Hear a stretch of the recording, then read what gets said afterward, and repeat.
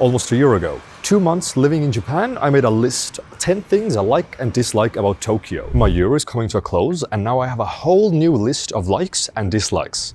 Or do I? I actually don't remember what I said in the very first video. So at the very end of this video, I'm gonna go over what I said in the previous video and see how many of these still mean something to me and how many new things have actually popped up. As for now, the list itself, starting with the first negative, parks.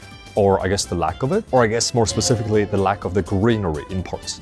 As a best case scenario, you have some shrubbery, you have a couple trees, but it's all just either concrete or gravel. But they do have cool big parks like Ueno Park or Yoyogi Park, but those are, more on the rarer side. Just small parks, not really that good. But what is good is the fact that Tokyo is walkable and safe. It is, I think, one of the biggest reasons I love it here. You can walk around 3 a.m., 4 a.m., don't have to be scared over anything. Because for the most part, you're probably the scary person on the street. It's mean to say, but I mean, look at me. Ooh. Negative thing, number 2. Opening and closing times, which feel are kind of very subjective. Aside from very big corporations or very big things, the smaller buildings, cafes, restaurants have a weird relationship with opening times, as they have a lot of different websites.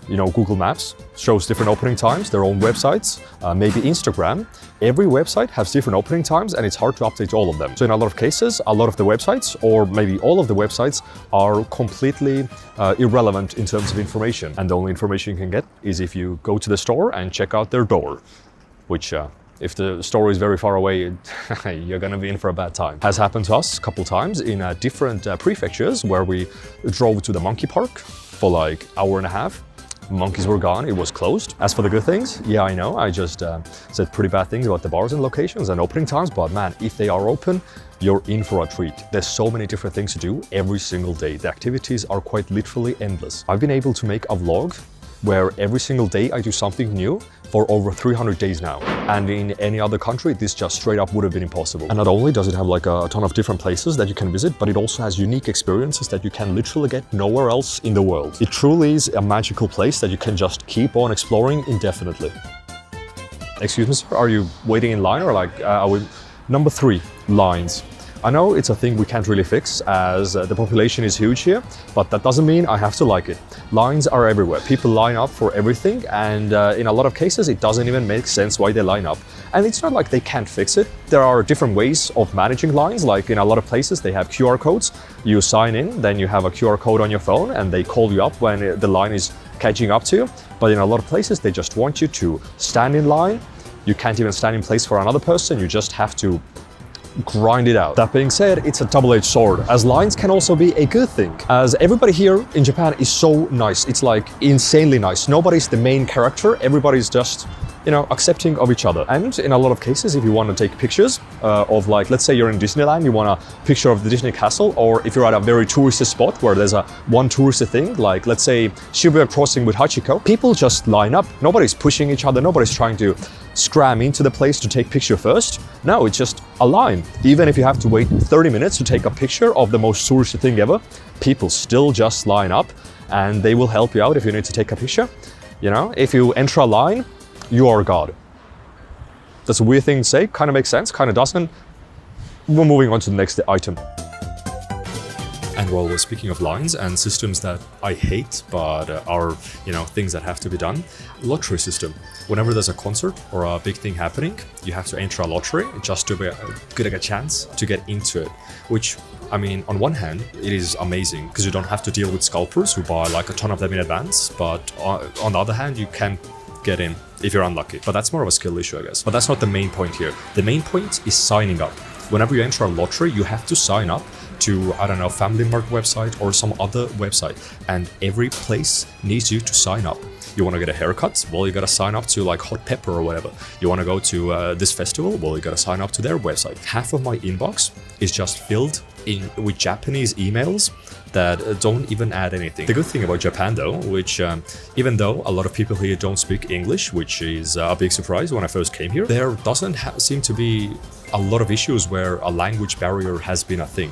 Like sure, it's hard to understand each other, but with Google Translate and with all the methods, it's always pretty easy to just communicate. And even knowing like, I don't know, 100 Japanese words already helps you like so much to, I don't know, deal with any situation you're in. Though, that being said, I haven't really done anything that unique or Japanese specific as well. Like, I did go to a dentist once, and it wasn't an English dentist, so he just showed my teeth, marked some of them red, and just spoke 20 minutes about them, and I had no idea what was happening. As for another good thing, the foods in convenience stores. Oh god, or convenience stores in total. You can get anything here. I know it's been said, and I've said it, and I'm gonna say it again. You can get stuff to heat yourself up.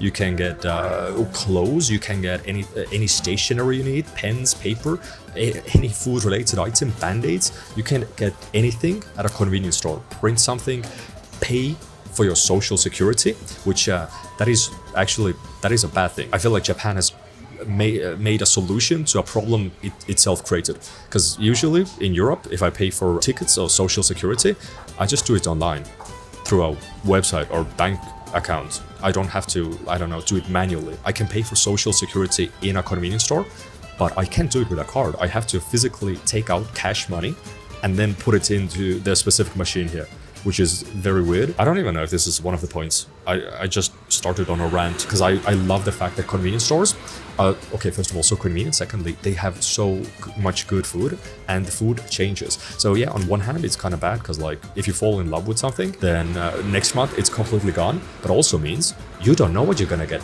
Maybe you're gonna find something good. And if you're tired of some foods, you know, in a month or two, completely new roster. I love the cheesecake here, and it has been gone for half a year now, and I still mourn it. But today I discovered pumpkin cheesecake and cinnamon biscuit. I am actually excited to eat this. Plus the warm drinks. Oh god, I love the warm drinks. Positive point. This is the first time in my life I feel not as an influencer, as a content creator, but as a videographer. Japan is a big place where a lot of people want to come, and it already has so many content creators here that I know, but also a lot of content creators want to come here, so I can hang out with friends, like-minded people, and make videos together. Just film, brainstorm, do so many things, stuff I couldn't do before because, I mean, Estonia already at the corner of Europe, but also doesn't have that many people there. And sure, my friends will help me film, they will help me do a lot of things, but it's much more different being together with your peers. Making videos, editing videos is a lonely job because you just do it alone behind your PC, and that's fine. I like being alone, but also sometimes you just miss being with co-workers, with other people. So this has been incredible. I don't even want to say anything negative after this. I feel like that's insanely good, but negative thing, the bread kind of mid, chocolate also mid. That's one of the points, you know. Milk stuff also kind of mid. Vending machines though, super awesome. Now that I know how to use them as tripods, and also that the warm stuff is back. This is the hot stuff, the hot coffees. Ooh, steamed milk and coffee. This is epic. Anytime you're thirsty, you're never too far from a vending machine. Let's speedrun some of them because they're not that important, but I still want to put it out there. Like for example, some places do not include taxes. You go to a restaurant, you have a price, but then you get the receipt and it's more expensive. Kind of annoying, but nothing too bad. I thought that was only a thing in America, but I guess it's in other places as well. If you go to a highly crowded area or if there's a convention, your GPS and internet won't work because everybody wants to connect to the same cell tower to doom scroll. But like, what am I supposed to do when I can't doom scroll? Think of my own thoughts? That's scary. Gym culture kind of sucks ass. Most places, again, are very cardio-based, and even if you find some places, it's hard to get in. That being said, this is both a negative and positive. The bar culture is scarily good. So many small bars, so many different aesthetics, so many different vibes, so many different drinks, so many different quality levels of drinks. Not even for alcoholic reasons. Like you go to some cocktail bars just to get a taste because it feels like a Michelin star restaurant, and you get tastes that you've never had in your life before, but it also contains alcohol, which is kind of bad for your liver and your body, so it's like a double-edged sword. That being said, man, I love the bars here. And also, I kind of mentioned it, but people are really great here. You go to a bar, you can meet the bartender because that's half of their job, just communicating with people. It's more of a rare case here that I meet somebody who's like not that nice towards me. It still happens, but for the most case, everybody's super nice. During summer, there's no cold water. Now, I don't know if it's something to do with the apartment or maybe because the main area that houses the water is too warm, but yeah, just does not work. Plastics, just so many plastics everywhere, which I feel is still one of my main issues. Whenever you buy something, they just give you a spoon or a fork. It's not something you opt in for, it's something you have to manually opt out for, which I feel like is a bit of a wrong way around. Positive, Japan has everything. From like cute stuff, stationery stuff, little knickknacks, things you never thought could exist. There's just so many of them, and you want all of them. All right, now let's go over the previous video to see if I still agree, disagree with some points that I brought up before. Also, yeah, nah, I'll keep this on. Conbeanies are good. I still agree, brought it up. Everything's wrapped in plastic. Again, brought it up today, still agree, still a big issue. There's a couple points that were brought up during the video in the comment section, which just seem like capping, like the main reason for individual packaging is because of the high humidity, but again, everything's stored in very well kept convenience or warehouses, and it's all climate controlled, otherwise it would melt. Also, everything's wrapped in plastic, like airtight. It also has like the little packets in to keep air out, so that makes no sense. Also, individually wrapped bananas with air holes in it. Why? It's already it has natural wrapping, you're not gonna eat the peel. And I think there was a big issue with people being poisoned, but again, everything's now tamper-proof, like you can't get in, so that's not an excuse as well. I feel like the main thing, which some of you brought up, was just purely the fact that it has to be presentable. It has to look nice, so that's why they do it, which the longer I've lived here, the more I realized that's a thing with a lot of things. Infrastructure is good.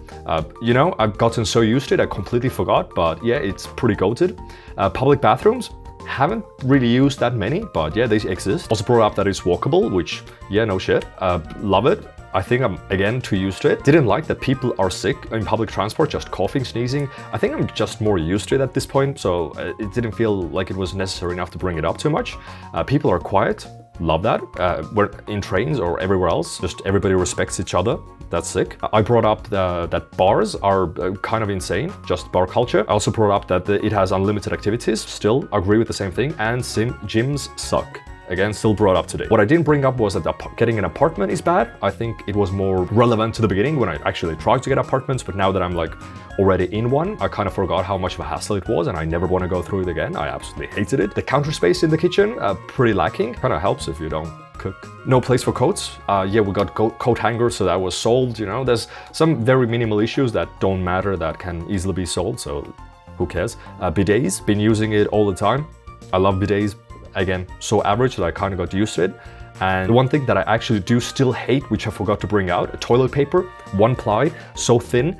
What is going on? How does that work? I know you use bidets, so you don't need to use toilet paper, but this is unacceptable. I might as well just wipe with my goddamn hand. What I also brought up today, the last point, too many documents, paperwork. So as I can look at the previous video, around half the things still relevant, half the things I just fixed or stop noticing. Also, because nuance is dead and people see, oh, this positive list is as big as negative list, he is just very indifferent about the country, or he hates the country because it like equals out. Like, no, these things are not equal to each other. So in fairness, I'm gonna assign a score to them based on how much they actually matter to me as a person living here.